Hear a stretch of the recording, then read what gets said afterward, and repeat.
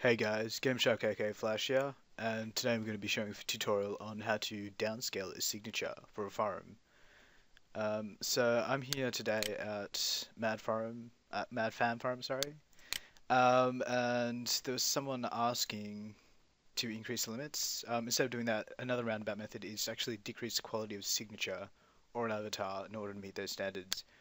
Even though they've been raised at the moment, they were 100 kilobytes, so it is pretty hard to meet that if you have like a really colorful image. For my example, I've got this image here, and I think it's already underneath what it needs to be, but I'm just going to show the procedure you do if you want to make it even smaller. So to start off with, after you've done your image, File, Save for Web, and then you need to come up to here. In your compression options, you need to hit JPEG to change it to a JPEG file. This gives us oops, I'll just pop these back to default. Yep, these gives us like the settings that we can use for the JPEG file. Yep, sorry. And yeah, so we have these two sliders here. We've got quality and blur.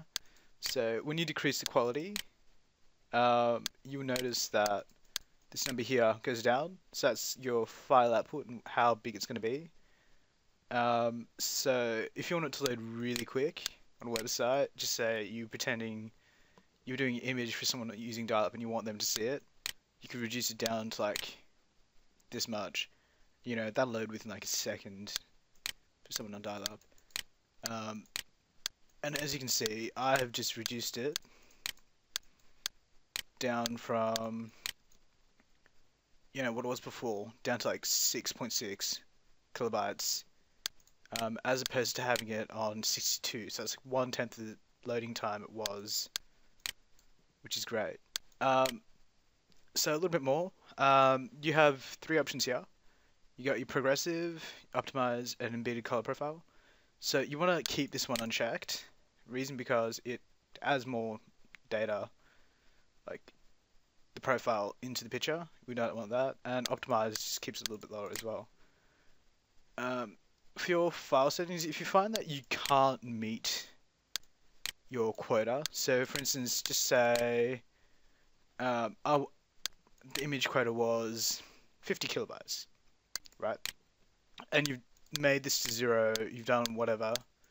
Pretend this was 0, the quality was 0, and you couldn't go any further. The other option is you have to scale down the size. So for instance, even if you make it like 50%, or that will also change the numlocks on. Alright. That also changes the size of the image. So you have two options. You can either change the size, or you can change the quality and the blur. So you want to change the quality so that the background isn't too blurry. If I put it to 0, you will notice blocks. I'll just zoom in a little bit. So if you can notice those blocks there, we're trying to avoid that. So your quality wants to be high enough so you can just see little blocks. Like, you don't want to be seeing too many blocks. You can adjust your blur a little bit, but you don't want to overdo it. Like, sharp images are better. So my result is going to look like that in the end, which isn't too bad. Again, it has reduced the file by 5 times, so it'll be 5 times quicker to load as well, which is great. And then once you're done, you can just save it and upload it like usual. Yeah, it's really not much to it.